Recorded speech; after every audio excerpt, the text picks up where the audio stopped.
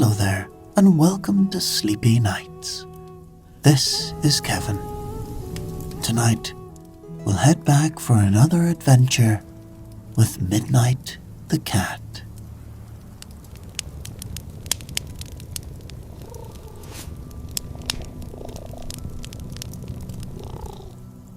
My name is Midnight, and I wake this morning to discover that my new ally has absolutely no understanding of proper breakfast protocols.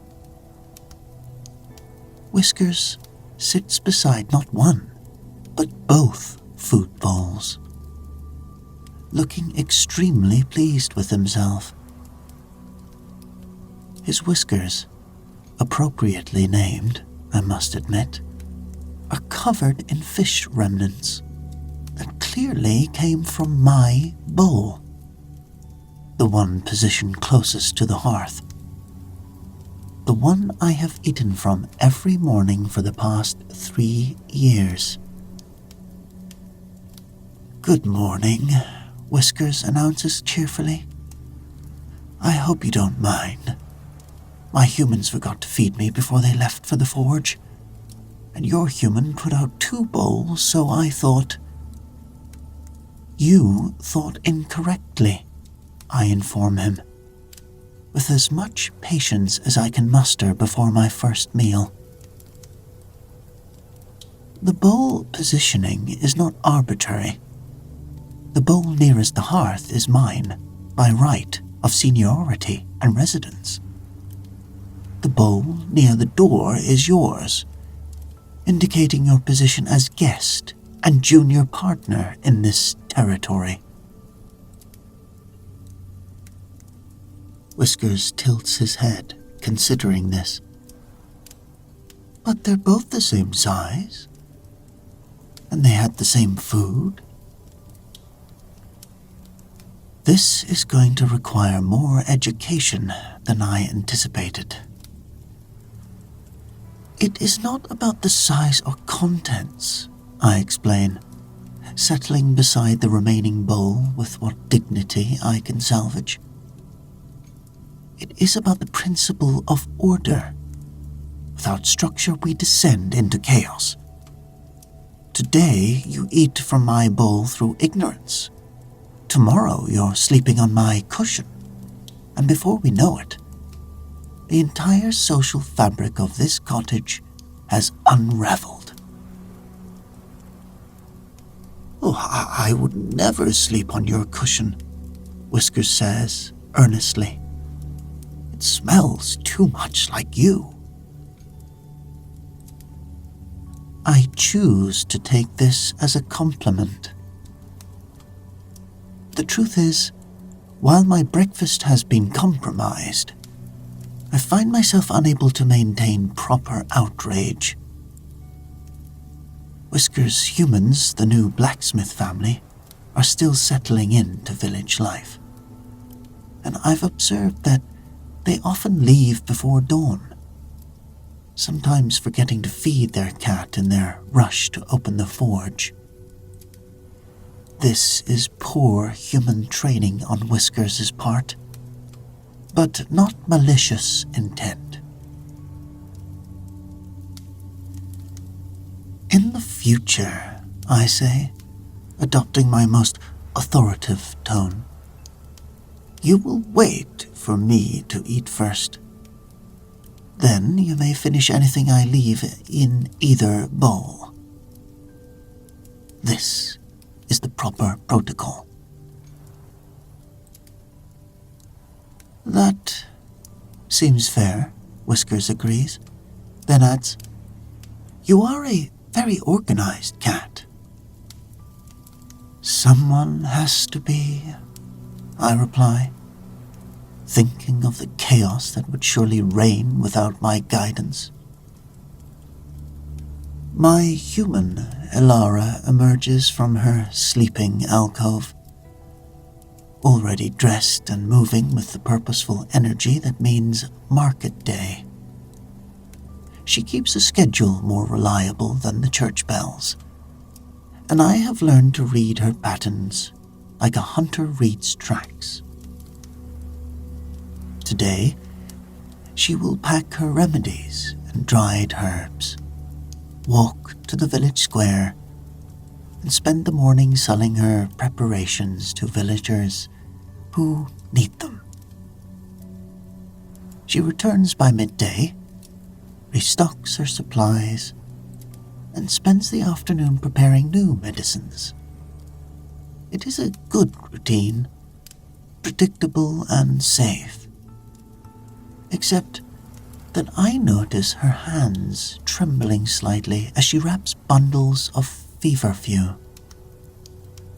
She keeps glancing toward the door, and I catch the scent of anxiety rising from her like smoke. Brother Benedict's visit yesterday has unsettled her more than she's admitting. I position myself strategically near the work table, keeping watch while she prepares. This is one of my primary duties, monitoring my human's emotional state and providing presence when needed. Humans are fragile creatures, prone to worry, and they require the steadying influence of a superior being nearby.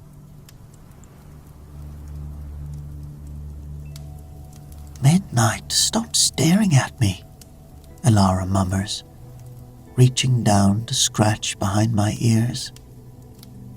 "I'm fine." She is not fine, but I appreciate her attempt at reassurance. Humans often need to convince themselves of things before they can be true. A knock at the door interrupts my surveillance. It's young Tommy, the baker's son, perhaps 10 years old, and he stands with his usual gape-toothed grin. "Morning, Miss Elara. Ma sent me to help carry your baskets to market." This is the arrangement every week. Tommy helps transport Elara's goods, and his mother receives a discount on remedies. A sensible trade that benefits both parties. What is not part of the arrangement is the massive brown creature that barrels through the door the moment Tommy opens it. Bruno, the dog. I have strong opinions about dogs, and none of them are complimentary. Dogs are loud, chaotic, and completely lacking in dignity. They cannot groom themselves properly. They smell of enthusiasm and poor decisions, and they have no concept of personal space or territorial boundaries. Bruno is all of these things magnified by his enormous size. He's some sort of mix, mastiff mix, all paws and tongue and mindless good cheer. He spots me immediately, and his tail begins wagging with such violence that it knocks over a small basket of dried chamomile. "Tommy," Elara exclaims. "The dog cannot be in here." "Oh, sorry, Miss Elara. Bruno, out, out." But Bruno has now spotted Whiskers and believes he has found a new friend. He bounds toward the tabby cat with the grace of a falling boulder. Whiskers, to his credit, does not panic. He simply leaps straight up onto the work table, landing beside a precarious stack of pottery jars. Bruno crashes into the table's leg with enough force to set everything rattling. I spring into action. My responsibility is clear. Remove the dog from the cottage before he destroys my human's careful work. But I must do so in a way that maintains plausible deniability. Elara cannot know that I am deliberately herding her livestock, or she might begin to suspect the full extent of my intelligence and organizational capabilities. Humans become nervous when they realize how much we actually understand. I position myself between Bruno and the work table, puffing my tail to maximize size. Bruno, being a dog, interprets this as an invitation to play. He drops into a bow, tail still destroying everything in its wake. Bruno, no! Tommy is trying to grab the dog's collar, but Bruno thinks this is part of the game. I yowl, a specific sound that I know Elara interprets as extreme distress, must investigate immediately. She hurries over, and in her concern for my safety, leaves the cottage door wide open. Perfect. I bolt for the door, knowing Bruno's prey drive, such as it is, will compel him to chase. Sure enough, the massive beast lumbers after me. I lead him out into the garden, then up to the stone wall where he cannot follow, his frustrated barking echoing across the morning air. Tommy catches up, red-faced and apologetic. Bad dog. Bad Bruno. Bruno wags his tail, clearly believing he has done something wonderful. From my position on the wall, I observe Whiskers slipping out the cottage and joining me. Together we watch Tommy wrestle Bruno back toward his home. The boy's constant apologies fading as they disappear down the lane. That was clever, Whiskers says, admiringly.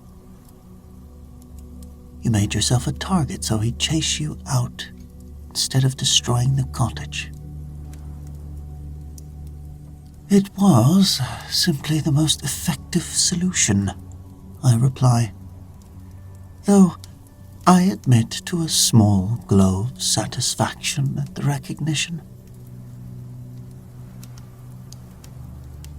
We return to find Elara sweeping up the scattered chamomile, muttering about foolish dogs and why does Tommy always bring that beast?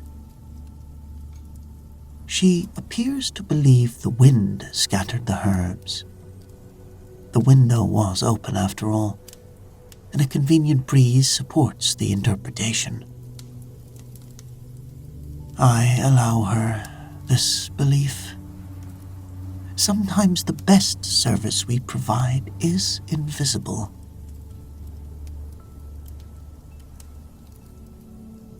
Market day proceeds without further canine intervention. Elara and Tommy depart with loaded baskets, and I settle into my mid-morning routine. Perimeter check, grooming, strategic nap positioning to maximize sunbeam exposure. Whiskers has his own routine, I've discovered. He makes a circuit of the entire garden, marking certain spots, investigating any changes since yesterday. He's more thorough than I initially gave him credit for. Less sophisticated than my methods, perhaps, but effective in his own way. I'm engaged in my second grooming session. One must maintain standards. When I hear the cottage door open again, this is irregular. Elara should not return for hours yet. I slip through the window, left open for exactly this purpose, and discover not Elara, but old widow Martha, letting herself inside. She has a key, which she's only meant to use in emergencies, and she's carrying a basket that's making suspicious meowing sounds. This cannot be good. Martha is a kind woman, generous with her soup and her prayers, but she has a habit of helping in ways that, well, create more problems than they solve. Last month, she brought Elara an enormous quantity of cabbage from her garden. More cabbage than any reasonable person could use. And my human spent days desperately making sauerkraut and giving it to neighbors before it spoiled.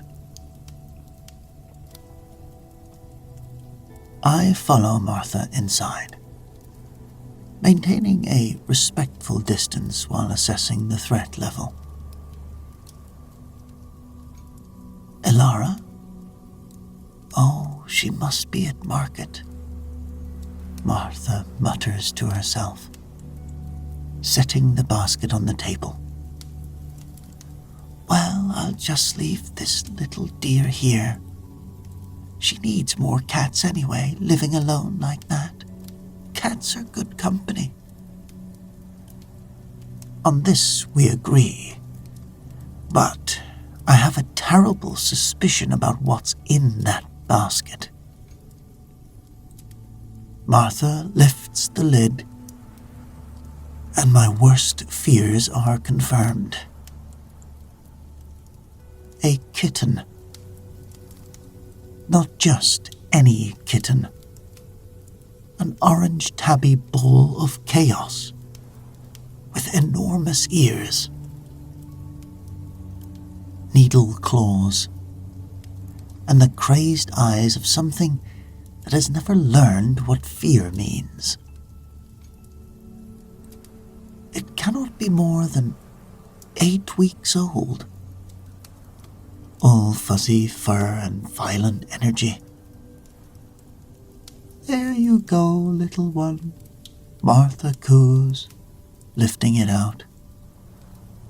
You'll have such a nice home here. She sets the kitten on the floor, gives it one last pat, and departs, clearly feeling virtuous about her charitable deed. The kitten spots me immediately. Now, I have dealt with kittens before. The key is to establish dominance early through careful displays of size and dignity. I draw myself up to full height, fix it with my most withering stare, and wait for the inevitable submission. The kitten attacks my tail. Not a playful swat, a full-on assault, with all 4 sets of claws and its tiny little teeth.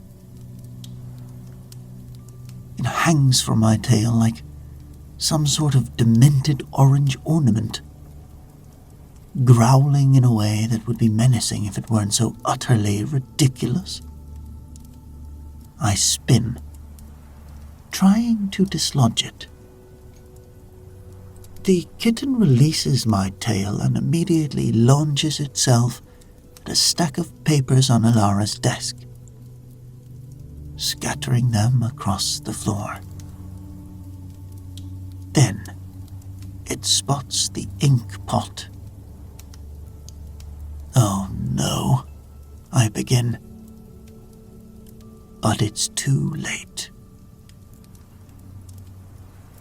The kitten swats the ink pot with one paw, sending it rolling across the desk. Black ink spreads across parchment, drips onto the floor.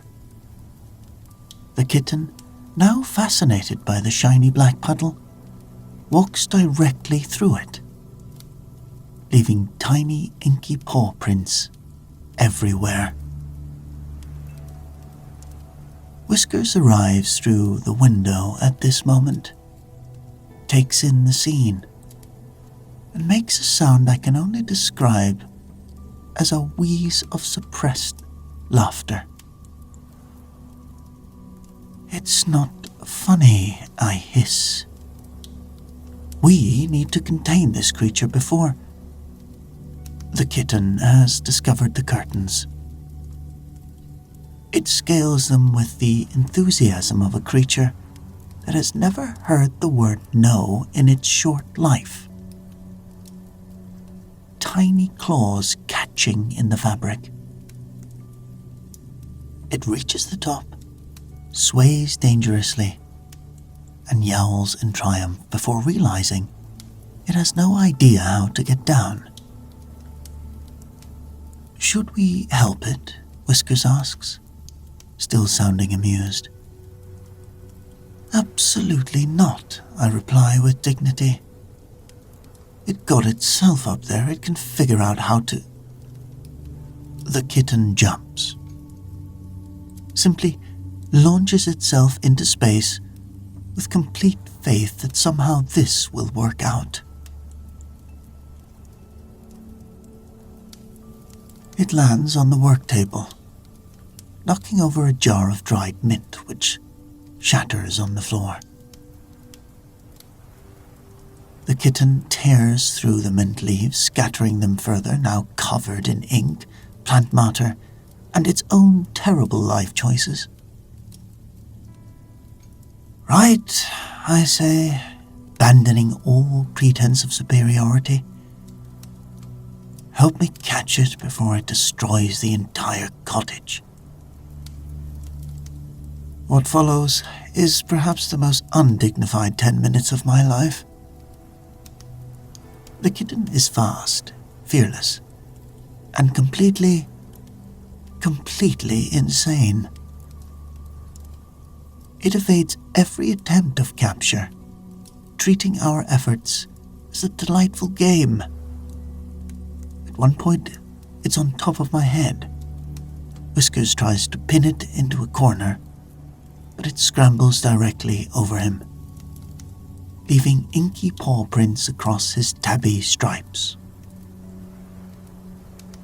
Finally, through sheer luck more than skill, Whiskers manages to grab it by the scruff.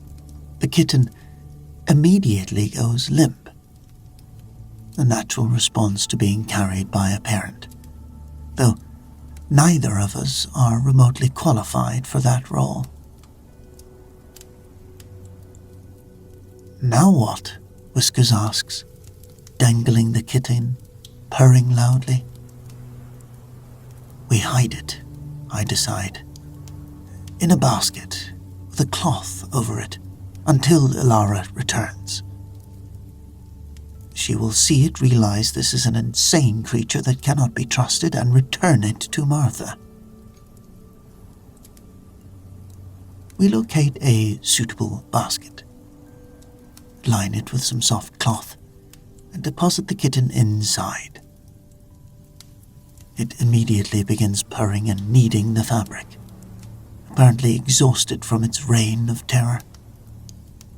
We place a cloth over the top, not sealed, allowing some air, but dark enough to encourage sleep.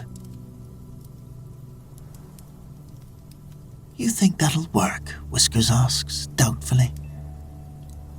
It has to, I reply, surveying the damage. Ink, broken pottery, scattered herbs, curtains hanging askew. Help me clean this before Elara returns. We do our best. Whiskers and I work together, pushing the larger pieces of broken pottery into a pile, using our paws to gather the scattered mint back into a semblance of organization. The ink is beyond our capabilities, but perhaps we can make it look like an accident rather than an assault by an orange chaos demon. Elara returns just as we're finishing. She takes in the scene. Broken jar, scattered herbs, ink stains, and two cats trying very hard to look innocent. What happened here? She asks, though her tone suggests she doesn't really expect an answer. I execute my most convincing "I was asleep and just woke up" routine, complete with elaborate stretching and yawning.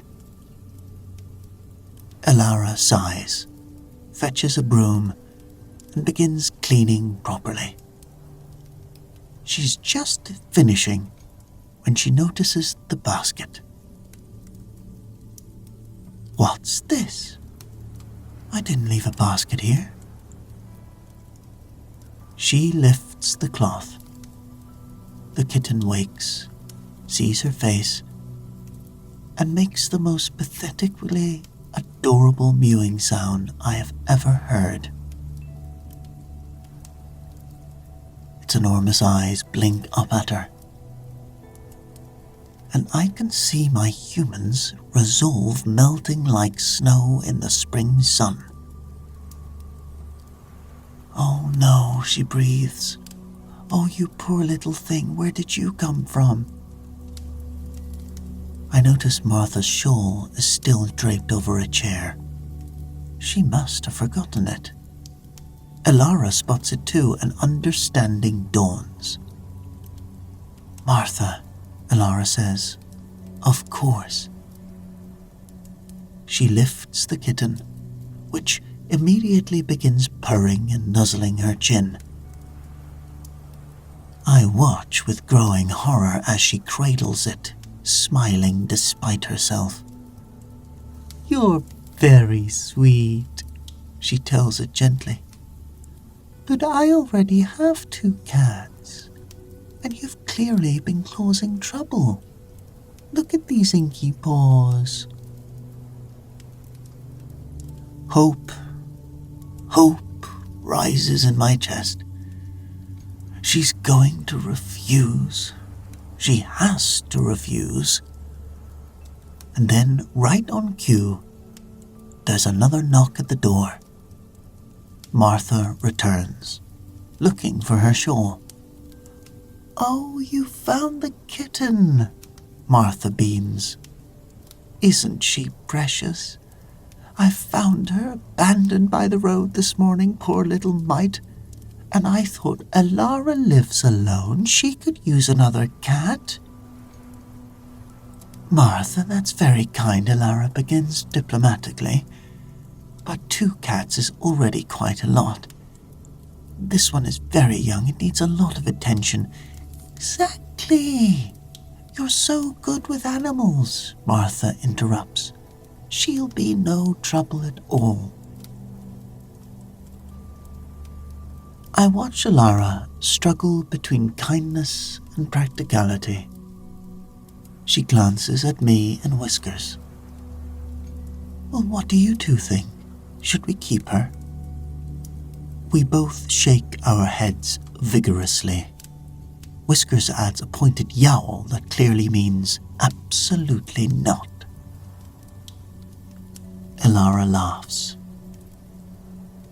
"I think the current residents have spoken, Martha. She's adorable, but I truly cannot take on a 3rd cat. Perhaps the Miller family? Their barn cat just had kittens, one more would fit right in. Relief floods through me as Martha, though disappointed, accepts the reasoning. She departs with the kitten, who meows piteously all the way down the path. You two really don't like sharing, do you? Elara says, amused. Don't worry, you're quite enough chaos for one cottage.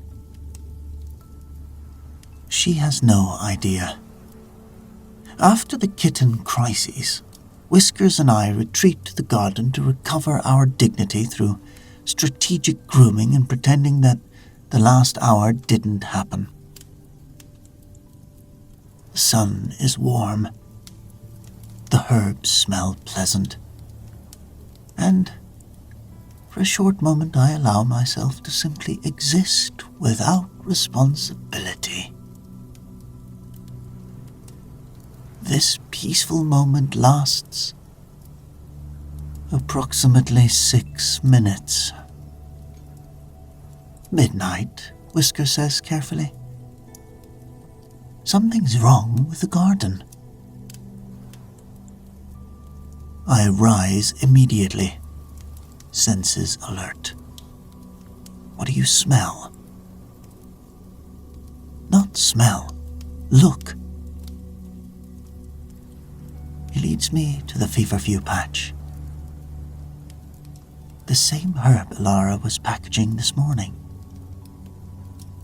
Several plants show fresh cuts. The stems sheared cleanly about 2 inches from the ground. Someone has harvested them, and recently. This is not bird damage or rabbit browsing, this is a knife. I examine the cuts more closely, catching the faint scent of human sweat and something else. Fear, perhaps, or desperation, I'm not sure. Not the confident cutting of someone who knows what they're doing, but the hasty work of someone stealing quickly. Should we tell Elara? Whisker asks. Not yet, no, we need more information. I study the garden more carefully. The thief took only feverfew. Useful for headaches and fever, but not the most valuable herb here. They passed by the more expensive lavender, the harder to find. This suggests either ignorance or specific need. We'll watch tonight, I decide. If they come back, we'll see who they are. But the thief doesn't wait for night. We're doing our afternoon perimeter check when I spot movement near the garden gate. A girl, perhaps 10 years old, slips through the opening with the nervous energy of someone doing something they know is wrong. She's thin, not just child slender, but genuinely underfed. Her dress is patched and worn, her feet wrapped in cloth rather than proper shoes. She carries a small knife, the kind used for eating rather than gardening, and approaches the herb with the desperate speed of frightened prey.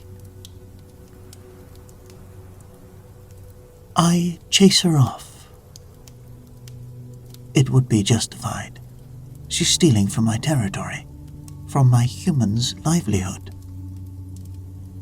But something about her careful, fearful movements makes me pause.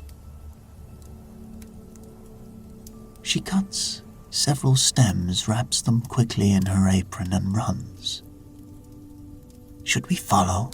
Whiskers asks. Yes. We trail her through the village, keeping to shadows and fence lines. She's too focused on her destination to notice two cats maintaining surveillance. She leads us to the very edge of the village, where the poorer cottages huddle against the forest's edge. The building she enters is barely more than a shed. Thatch roof patched with branches, gaps in the walls stuffed with rags and mud. We circle the cottage carefully. Through a crack in the door, I can just see inside.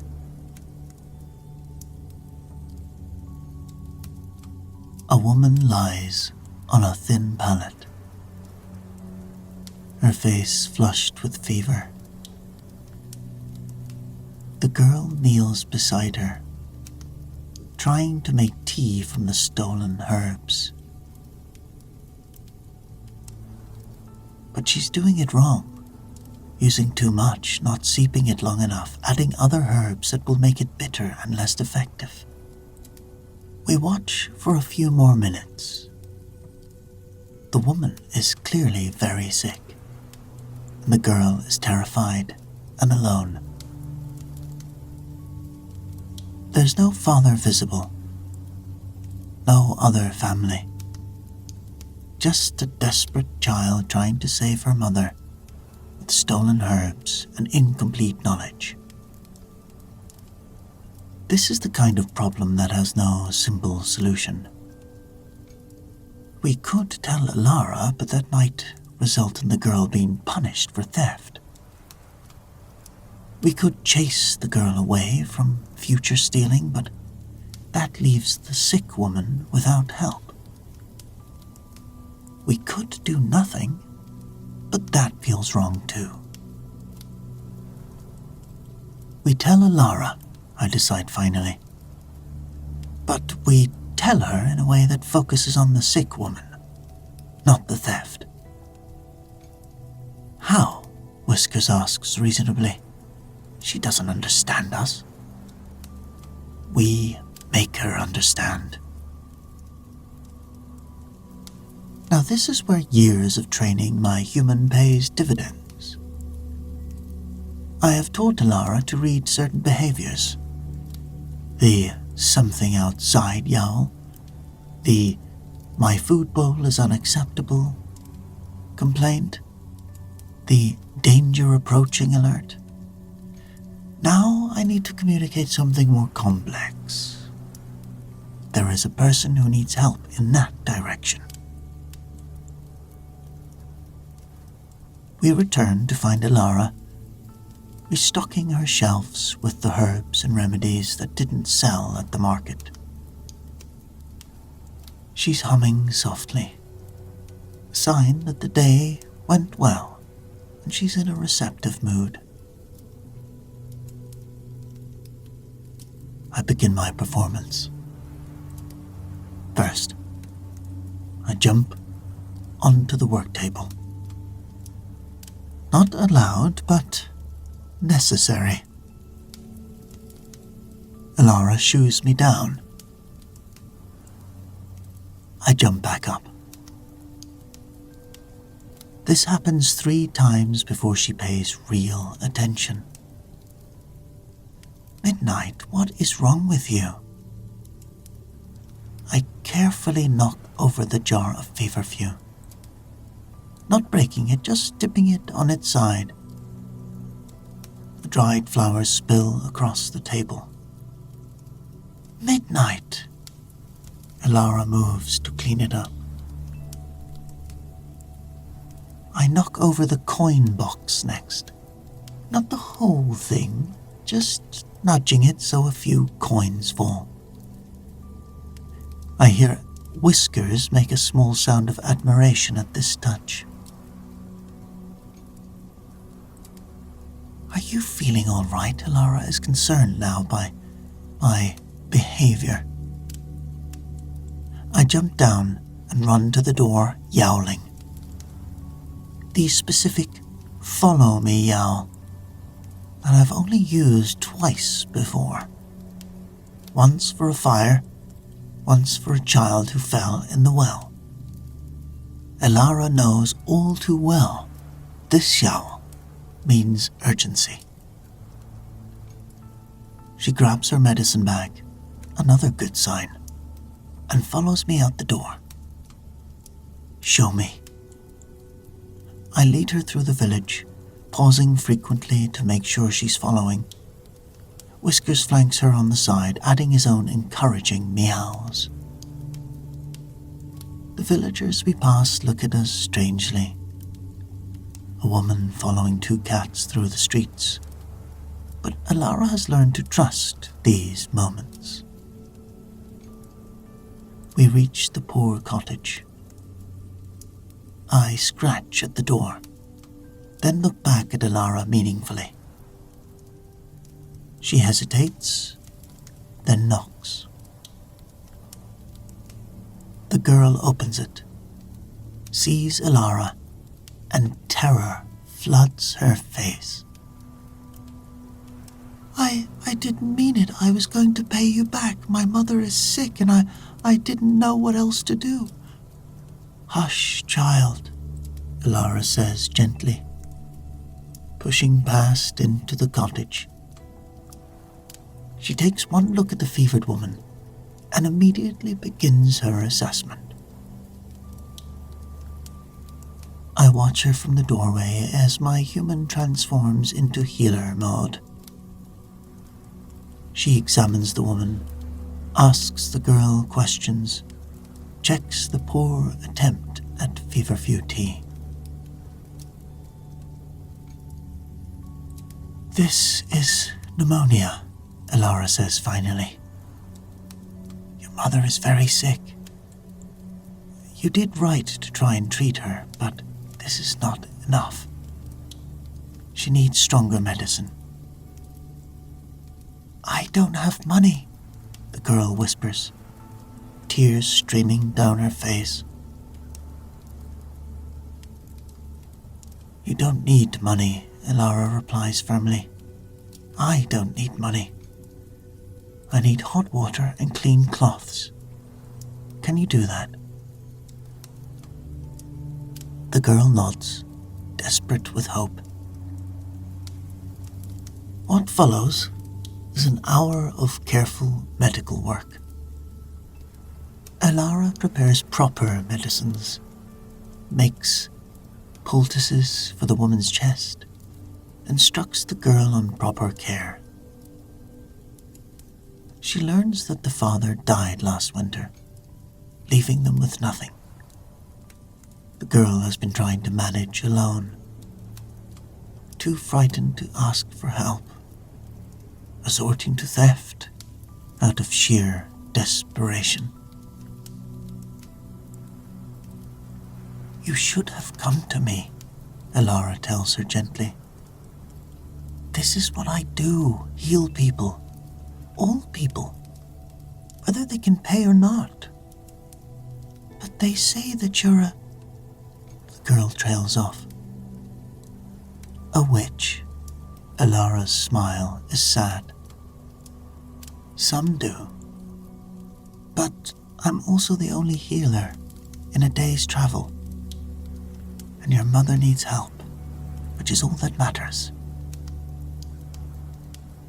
She leaves herbs, medicine, and food from her own supplies. Makes the girl promise to send for help if the fever doesn't break by morning. We walk home in the golden light of late afternoon. Elara quiet and thoughtful. Thank you, she says softly to both of us. I don't know how you knew, but thank you. I purr my acknowledgement. Whiskers rubs against her legs. But our satisfaction is short-lived. We're barely back at the cottage when Brother Benedict appears on the path. his dark robes making him look like a moving shadow in the fading light. "Elara," he greets her with cold formality. "I heard you visited the widow Morgan's cottage today." "Yes, her daughter came for help," Elara replies. "The woman has pneumonia. I provided medicine." "Yes. How charitable," Benedict's tone suggests this is not a compliment. "And how did you know to go there? The girl says she didn't ask for your help." Elara hesitates. I can smell her fear rising. Someone told me she was sick." "Someone?" Benedict's eyes sweep over us cats, and I suppress the urge to arch my back. "The girl mentioned something interesting. She said a black cat led you there. Showed you the way, she said. Almost as if it understood what was needed." "Cats are clever animals," Elara says lightly. "They wander all over the village. It was a coincidence." "Was it?" Benedict steps closer. "I've heard talk, Elara, about your cats. About how they seem to know things, especially the black one. Help you in ways that seem unnatural. Some say you speak to them. Some say they're your familiars, spirits bound to serve you." The air feels dangerous. This is the moment where everything could change. "They're just cats," Elara says. "They're clever, they're affectionate, and sometimes they do strange things as cats do. But they're not spirits or familiars. They're just cats." "Just cats," Benedict repeats. He stares at me for a long moment, and I force myself to remain still, to look exactly like a normal cat who understands nothing of this conversation. Finally, he nods slowly. "Perhaps, but I'm watching, Elara. The church is watching. Your charitable works are noted, as is the unusual behavior of your household." He leaves, and Elara sags against the doorframe. "This is getting dangerous," she whispers. I wind around her ankles, offering what comfort I can. Whiskers sits beside me, his usual cheerfulness subdued. Inside, Elara feeds us in distracted silence. She sits by the fire, but doesn't take up her usual mending. Just stares into the flames, worrying. "Did we make things worse?" Whiskers asks me. I don't know, I admit. We saved a woman's life, but we also made Elara more visible, more suspicious. Was it worth it? I consider this. In the distance, in that poor cottage on the village edge, a woman's fever is breaking because Elara had the right medicine at the right time. a frightened girl is no longer alone with her terror. Yes, I say finally, it was worth it. We'll deal with the consequences. As night falls, the cottage settles into an uneasy peace. Elara finally goes to bed, though I can hear her restless movements through the curtain. Whiskers and I take up our positions. Me by the hearth, him by the door. Midnight, Whiskers says softly. Yes? Tomorrow, I'm going to watch the poor cottage. Make sure no one bothers them. I look at him with new respect. Good. I'll maintain surveillance here, keep watch for Benedict, or anyone else asking questions. We're a team then, Whiskers says, and there's a question in his voice.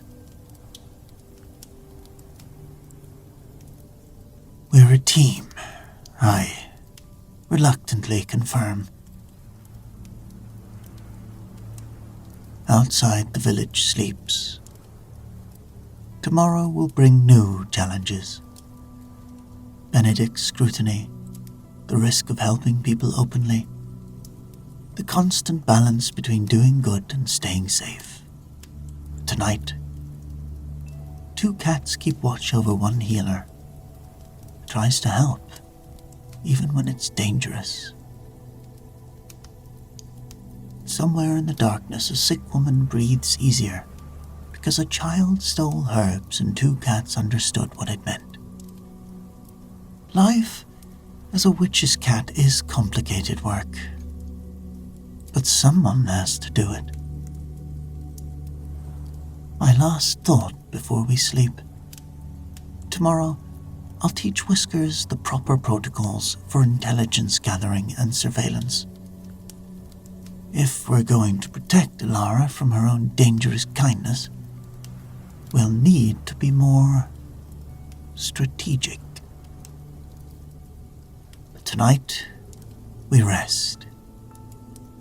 Tomorrow's problems can wait for tomorrow's wisdom.